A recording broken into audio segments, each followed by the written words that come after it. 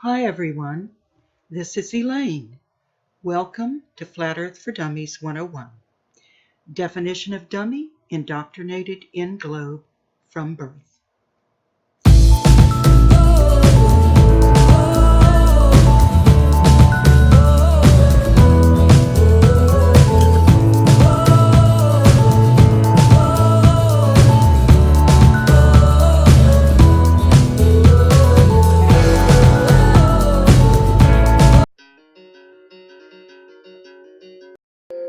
A spinning globe is only true in fairy tales.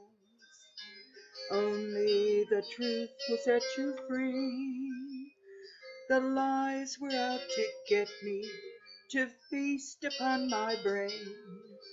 Free Masonic wormholes were to blame. Then I saw the way. Now I'm a flat earther. There is no curve, no globe in my mind. The earth is flat. We're the believers, don't eat the deceivers, those who lie. So there's things that they call craters, which are holes in the earth, like a bowl shape. And then there's little edges kind of up above the rest of the earth around them there. So in one way, it looks like it could have been caused based on an impact from above. Though another way it could be is, say, like a gas bubble from below, and that same kind of shape could be the resulting shape from some sort of phenomenon happening from below just as well, like a sinkhole. And if it was from, say, a rock, burning rock from outer space, there should be huge, I mean, the rock itself should still be there if it caused that big of a depression, and there should also be huge chunks of it everywhere.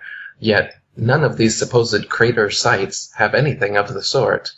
No big ball sitting in a hole, or even gigantic shards that we can still look at. Only, again, little pieces that they claim, oh, this is a meteorite, just like they claim the moon rocks. And same with the craters on the moon. If you look at the moon with your own eyes or with a telescope, there are potch marks of some kind there. But it's a foregone conclusion to say that they are craters formed during meteorite collisions. I mean, this is just an explanation that you've come up with. It's a possible explanation, but there's no physical evidence for that. None of us have ever seen a rock come from space and collide with the Earth, make a huge explosion, and then show us the rock sitting there so that we can verify that, yep, that was a big-ass rock that just came from outer space. It doesn't exist. We don't actually have that physical evidence to prove that such a thing exists. And then you've got these ones where you can see mostly from Russia, it seems like, from dashboard cams, you'll see these burning balls of something coming, and yeah, they've even crashed windows and something. These, I think, are some sort of military thing that they're shooting to make us believe that meteorites exist, because they're always coming down at an angle like they've been shot from a plane. If meteorites existed and we were on a spinning ball Earth, then meteors should be shooting in every single direction possible, not always from the exact same direction coming down onto the Earth. There should be meteorites that go upwards, and ones that go diagonally upwards, and ones that go horizontal, and every other type of way, but we don't see that. So I'm quite skeptical of meteorites or asteroids or any sort of thing that they claim is up there floating around and comes down here and destroys dinosaurs. So as far as the Russian ones, I would tend to think those are some sort of military experiment, some sort of weapon or something like this. Because you don't see them all over the world, you just see them there. It seems like it might be something they're working on. And the craters, not sure what those are formed from, but again, not seeing the evidence that they're from rocks falling from the sky. And for shooting stars, they say that those are comets, or that's another one. They say comets or whatever are asteroid rock formations that circle around us every so many years. But if we're spinning around the sun and the sun's spinning around the galaxy and all these motions are happening, why would comets have regular revolutions that we would see in such a cosmology. If the Earth was actually making all of those motions, we shouldn't ever come up across the same comets again. That makes more sense in a geocentric cosmology where everything in the heavens is revolving around us so that it could return at a regular time like Halley's Comet or something. I thought the globe was more or less a given thing. The more I saw, the more was fake. Was the moon a junkyard, the ISS a sham?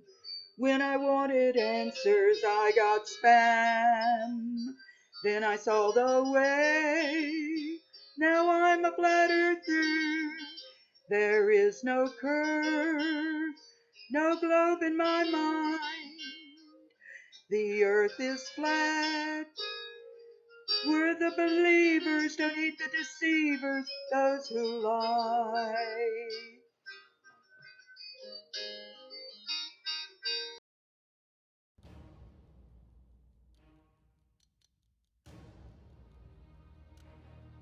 One of the Earth's largest alleged meteorite impacts recorded in modern times occurred in a remote area of Siberia in 1908. The explosion was 1,000 times more powerful than the atomic bomb dropped on Hiroshima. It registered as a 5.0 earthquake on the Richter scale and sent an electromagnetic pulse halfway around the world.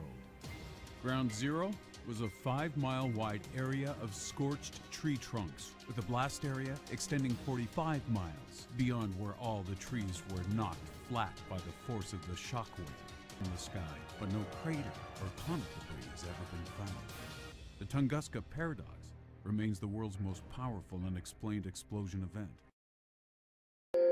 A spinning globe is only true in fairy tales. Only the truth will set you free.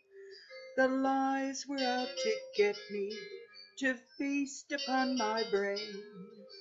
Freemasonic wormholes were to blame. Then I saw the way. Now I'm a flat earther. There is no curve, no globe in my mind. The earth is flat. We're the believers, don't eat the deceivers, those who lie. I thought the globe was more or less a given thing. The more I saw, the more was fake. Was the moon a junkyard, the ISS a sham? When I wanted answers, I got spam. Then I saw the way.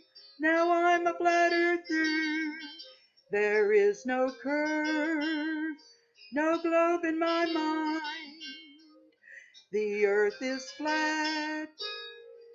We're the believers, don't heed the deceivers, those who lie.